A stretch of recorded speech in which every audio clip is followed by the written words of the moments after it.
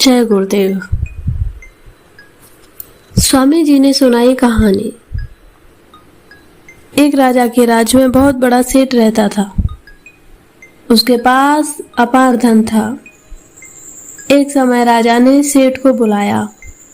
राजा सेठ से मिलकर बहुत खुश हुआ। वह बोला कि तुम मेरे महल में आया जाया करो। वह सेठ बराबर राजा के पास आने जाने लगा। धीरे धीरे दोनों बहुत अच्छे दोस्त बन गए। दोनों में बहुत प्रेम हो गया था। दोनों का यह प्रेम बहुत दिनों तक रहा। एक बार की बात है, सेठ और राजा में बात हो रही थी। बातों के दरमियान राजा ने कहा कि मैं चंदन का एक मंदिर बनवाऊंगा। बात आई गई हो गई। सेठ के मन में विचार आया कि चंदन की लकड़ी मैं खरीद लूं, क्योंकि मंदिर में तो चंदन की बहुत सी लकड़ियां लग जाएंगी।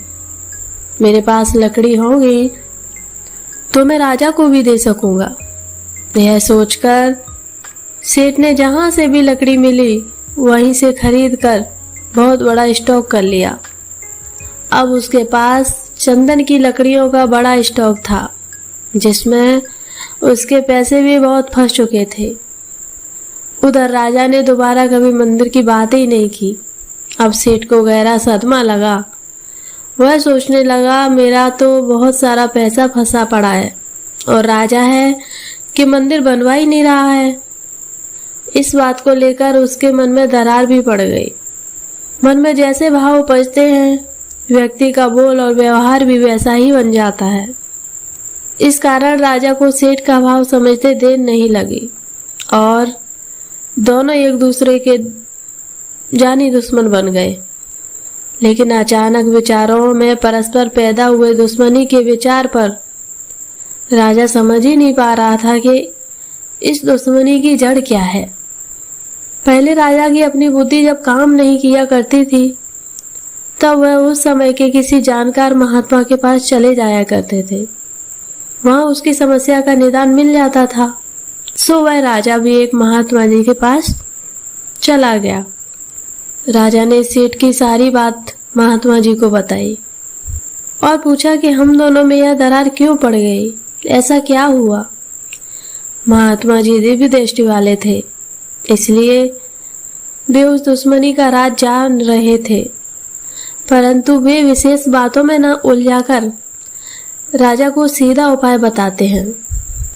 उन्होंने कहा कि हे राजन, तुम एक चंदन का मंदिर बनवाओ। लोग तुम्हें बहुत दिनों तक याद रखेंगे। ऐसा भव्य मंदिर बनवाओ। अब राजा ने घोषणा कर दी कि चंदन का मंदिर बनवाऊंगा। चंदन की लकड़ी लेने के लिए राजा के आदमी चल पड़े तो लकड़ी केवल सेठ के यहाँ मिली। मंदिर का काम शुरू हो गया। इतनी लकड़ियां लगी कि सेठ की सारी लकड़ियां मंदिर के काम आ गई। अब मंदिर तैयार हो गया। अब इधर सेठ जी का भी सारा फंसा पैसा वापस आ गया था। अब सेठ की सारी चिंता दूर हो गई थी, इसलिए अब उसके मन में राजा के प्रति दुश्मनी का भाव ज्यादा रहा और दोनों फिर से दोस्त बन गए। राजा को महात्मा जी ने समझाया कि देखो, यह माया की छाया है। निष्कपट रहो, कोई दुराव छिपाव ना हो तो दोस्ती निभ जाती है, नहीं तो यह दोस्त को अलग कर दे, नाते रिश्तेदारी में खटास पैदा कर दे। ऐसा प्रभाव होता है माया का। पैसा मिल जाए तो सब दुश्मनी खत्म। स्वामी जी महाराज कहा करते थे कि देखो, इसी पैसे की वजह से दोनों के बीच में कितनी दरार पड़ गई। मंदिर तो कर्जे का अदा करने का एक आधार था। सच्चे महात्मा कर्मों का लेन देन चुकाने के लिए कोई आधार खड़ा कर ही देते हैं। इससे देने वाले का देना और लेने वाले का लेना पूरा हो जाता है। यह सूक्ष्म विज्ञान है, आपको क्या पता। अब देखो, महात्मा थे तो दोनों का झगड़ा कैसे खत्म कर दिया।